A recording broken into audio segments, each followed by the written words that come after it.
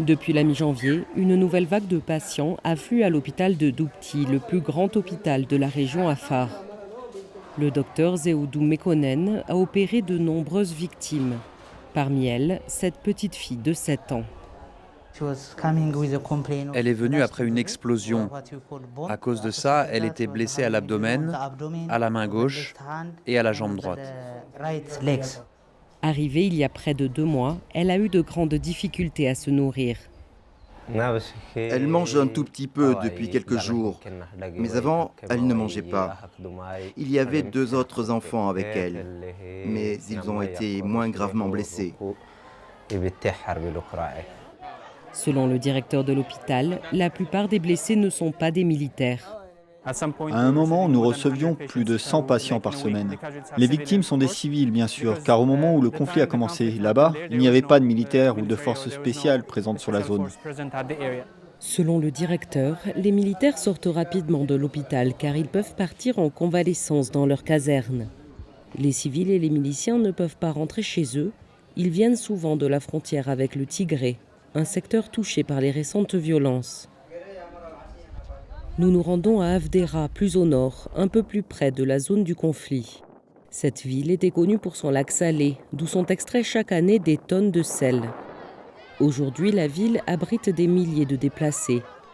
Dans cette école vivent environ 600 personnes, mais chaque jour, des déplacés continuent d'arriver. Tous racontent comment ils ont été forcés de fuir les combats. La ville de Magalé a été entièrement encerclée par le TPLF. Ils se préparaient à tirer pendant la nuit, donc on a commencé à s'échapper. Certains sont restés, d'autres ont eu la chance de partir. On a fait confiance en Dieu en se disant on va s'échapper. Il y a eu des bombardements sur nous. Beaucoup de personnes ont été tuées. Et d'autres ont été tuées en se battant. Le reste de la population a couru vers la montagne. Certains Afars se sont plaints du manque de soutien du gouvernement fédéral. Pour faire face aux rebelles du Tigré, d'anciens combattants ont repris les armes. Et de nouveaux miliciens auraient été récemment formés. Nous avons des armes légères et ils ont des armes lourdes, des mortiers. Avec ces armes, ils tirent à longue distance, mais nous, on ne peut pas. Nous n'avons que des kalachnikovs.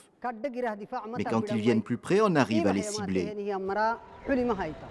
Mais pourquoi les Tigréens auraient-ils attaqué la région Afar? Pour ce membre d'un comité de défense du peuple Afar, il y aurait plusieurs raisons. Les forces tigréennes se vengeraient du soutien apporté par les milices Afar au gouvernement fédéral ces derniers mois, et elles auraient un besoin urgent de se ravitailler. Comme leur région est fermée de tous les côtés, ils ont besoin de nourriture pour leurs militaires. C'est pour ça qu'ils viennent sur les terres Afar.